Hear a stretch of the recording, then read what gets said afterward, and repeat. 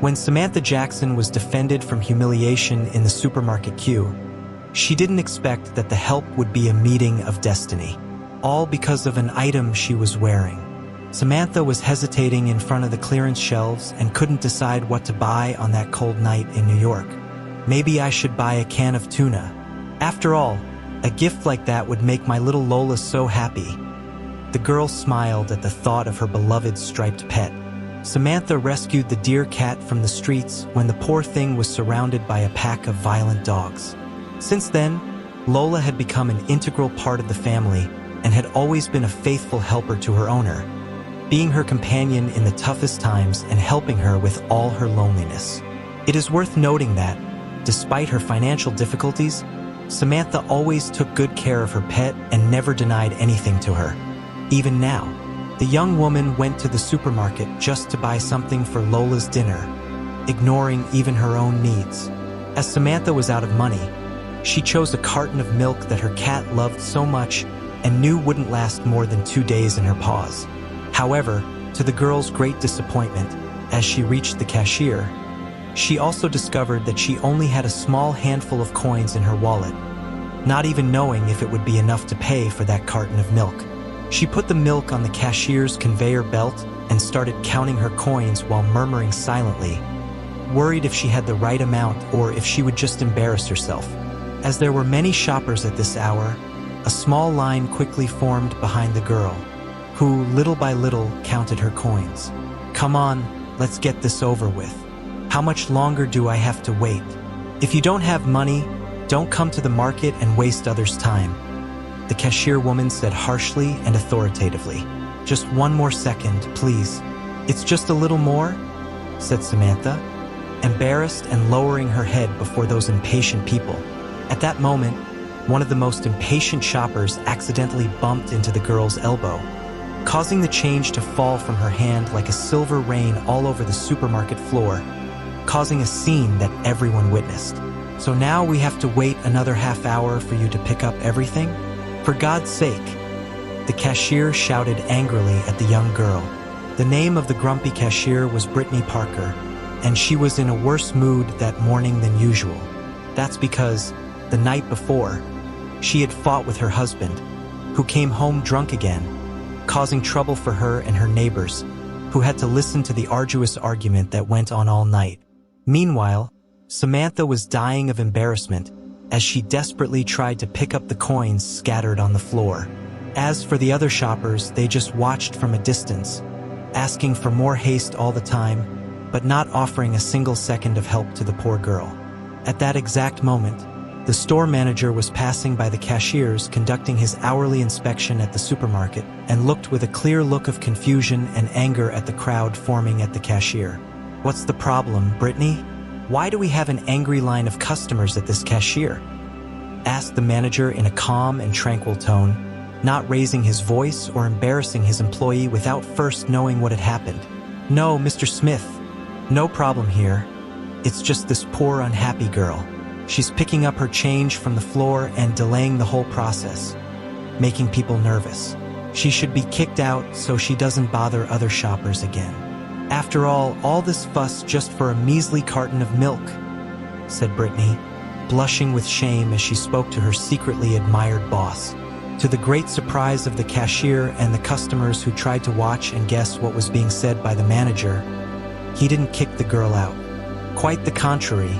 Instead, he started picking up the coins from the floor with her. "Thank you, Mr. Kind, you really don't need to do this.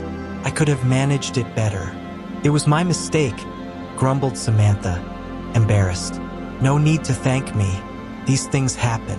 Don't worry about the mess," replied David Smith, as he picked up the change from the floor. The manager saw nothing shameful in helping the poor girl. He just felt good about being able to do what he thought was right in his mind. Everything was going well, and after picking up all the dozens of coins from the floor, Mr. Smith, the supermarket manager, noticed something that intrigued him, and soon after noticing more calmly and attentively, saw something he feared and immediately began to break out in a cold sweat. The problem was that Samantha was wearing a gold bracelet on her wrist, whose value David Smith remembered to the last cent, I apologize for my curiosity and intrusion into your life. But if you allow me to ask, how did you get that bracelet? And don't worry, if it doesn't belong to you, I won't report you to the police," asked the manager, concerned and unable to take his eyes off that young woman. "I'm not a thief, if that's what you're thinking. This bracelet belonged to my late mother. She died 3 years ago, and that's why it's of high sentimental value to me," Samantha replied, finding that question and all the nervousness strange, repeating from that man who seemed so calm and attentive before. The manager, on the other hand, pretended not to hear her last words, let the young woman pay for her carton of milk and release the cashier for other customers, and asked one of the employees, meanwhile, to put together a large shopping bag with various items of the most varied, which together seemed to form something very similar to a basic basket, but with even more items. Then, holding the bulky bag in his arm, David Smith handed it to the girl, who was confused and couldn't follow what that man wanted with her. "How about you allow me to give you a ride home? I promise I won't try to invite myself to your house or ask you uncomfortable questions. It will be something peaceful," the manager asked cautiously. David didn't seem to be over 50 years old, possibly even passing as the father of the confused Samantha. At first, the young woman didn't want to accept the ride from the stranger. After all, she knew all the things that could go wrong, and despite his appearance of an active and kind person, she didn't actually know the man. Mr. Smith's insistence on it made everything even more uncomfortable, but it was when Samantha looked at the supermarket windows and saw the heavy rain pouring down. She had dozens of things to do once she got home and knew she could only return to her place when the rain stopped, as they didn't have an umbrella and she lived relatively far from the supermarket. Samantha finally smiled and nodded in response to the man, who promptly went to get the keys to his car and asked her to wait for him in front of the parking lot. On the way to Samantha's house, David learned that the girl never knew her father and that her mother had died of a heart attack 3 years ago. The man's interest in her life was something strange, but it didn't arouse suspicions from the young woman, who loved to talk about her life whenever she had the chance. But the suspicion came from the other side of the front seat as they approached Samantha's residence. David seemed to be recognizing the place he was entering, although he didn't remember the last time he had been on that side of town. The thing is, the man had been there many years ago, and the philosophy he lived by didn't allow him to believe that coincidences like this happened just by chance. But when Samantha casually mentioned that her mother's name was Amanda Jackson, the manager could barely control the commotion that took over him.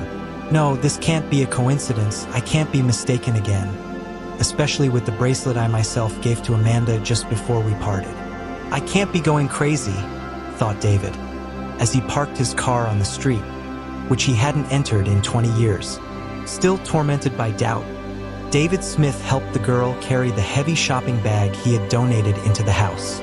Then, politely, he declined the offer to come in for a cup of tea that was offered to him by Samantha, as a thank you for everything the manager had done for her that day.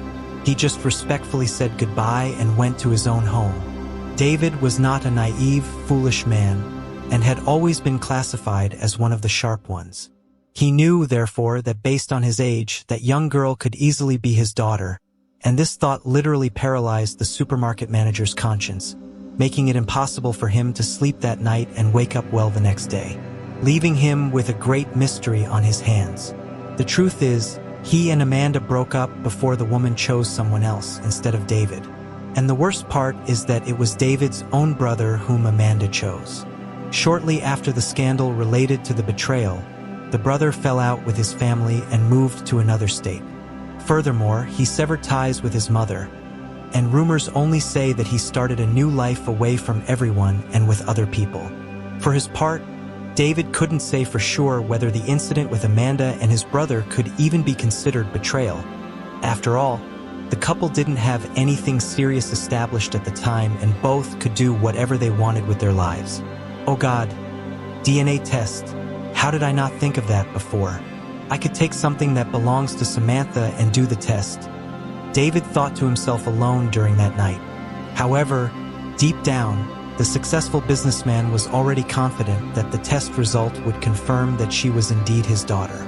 This was explained by the fact that David had seen painfully similar facial features and personality traits in the young woman from the minute he met her, and that couldn't be just a coincidence.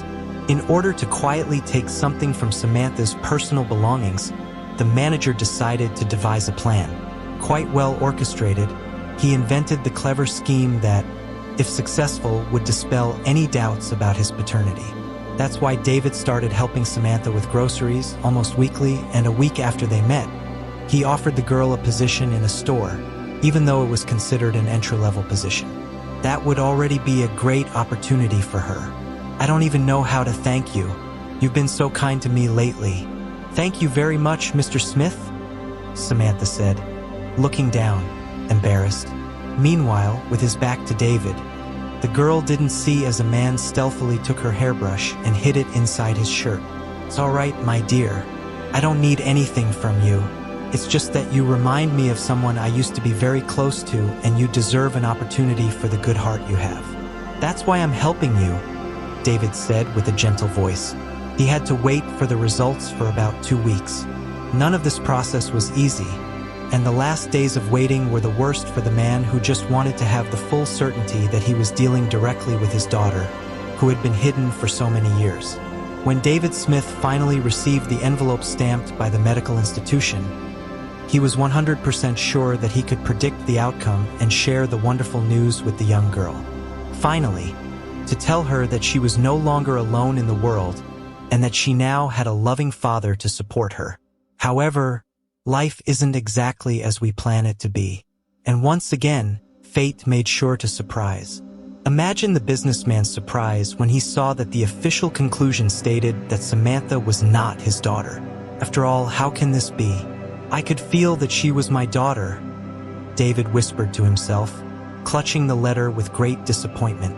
A businessman needed at least 2 days to accept and digest the information obtained. It was only then that David decided to tell everything to Samantha, not hiding his suspicions, intentions, and especially the past, what he had had with her late mother. Naturally, the girl's initial reaction was shock. David didn't know how to deal with the concern that took over her, and he carefully embraced her, this shaken girl, enveloped in his shoulders. Hey, even if you're not really my daughter, I would like to consider you as if you were. From now on, you can call me Dad and enjoy all the privileges that this right brings you. Deep down, I always hoped that test would come out positive. But we don't need a stupid piece of paper for you to be my daughter, David said, his eyes moistened. David was so exhausted from loneliness and always wanted to have someone in his life who would hand him a glass of water as he grew older, who would talk to him about simple things in life. And even though Samantha wasn't his daughter, he understood that her mother was the woman he so wanted to love and once loved.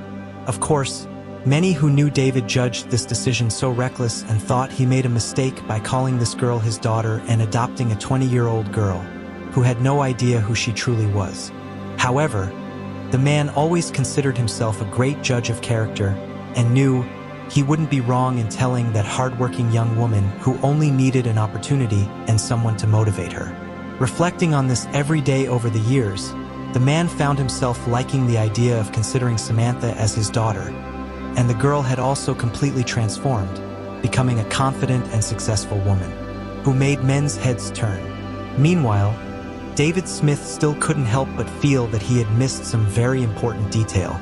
Once, looking at family photos with his adopted daughter, David came across an old photo of his foster brother.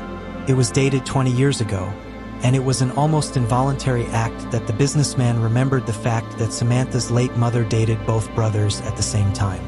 David really couldn't judge her because at the time he himself was a reckless young man who never made the best possible decisions. Maybe I should go see Joshua. After all, the last time we saw each other we were still in college. I wonder how he is now, what he still thinks, and like me, how much he has changed over all these years. David thought, still holding the photo of the brother who was only 3 years younger than him. This thought seemed very promising to the businessman because he couldn't remember the last conversation he had with Josh, even though he had made such an important decision for himself. David went to Boston, the city where he believed his brother lived, because of mutual friends they still had. The next morning, The businessman quickly found the house he was looking for. It looked terrible and extremely miserable from the outside. Heavens, my brother couldn't be living in this wreck, David thought. But when the businessman went to the door and knocked, he almost immediately heard the shuffling steps of someone, indicating that someone really lived there. To David's surprise, a tearful woman in black clothes appeared at the door. "Hello, how can I help you, sir? I'm the owner of the house." David was confused for a moment and then timidly said, "Good morning. I'm looking for Hostel Smith. I'm his brother." After hearing the businessman's words, the woman in black dress covered her eyes with her hands and began to cry, because Jostel Smith had died of leukemia about 6 months ago.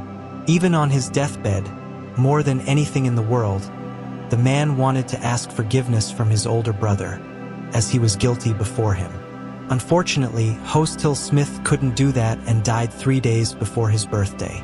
Upon hearing this, David leaned against the door and cried softly.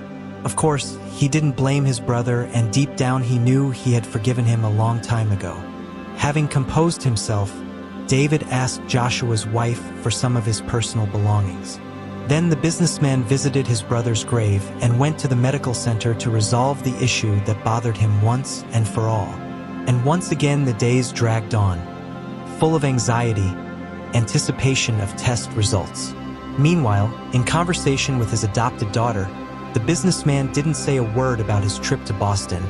But when David finally got the results of the DNA test, the doctor's verdict was unanimous. With 99.9% probability, Jordal Smithy was Samantha Jackson's father. Rereading the text several times, with tears in his eyes, David became more and more convinced that his hunch was correct and that Samantha was indeed his family, but unfortunately not as he thought. It was then that the businessman swore to himself that he would never leave his late brother's family and would do everything possible every day he was alive to make them happy, and with a good life. If you liked this video, please leave a like, and this other story that is appearing on the screen now will probably also move you. Good session, and until next time.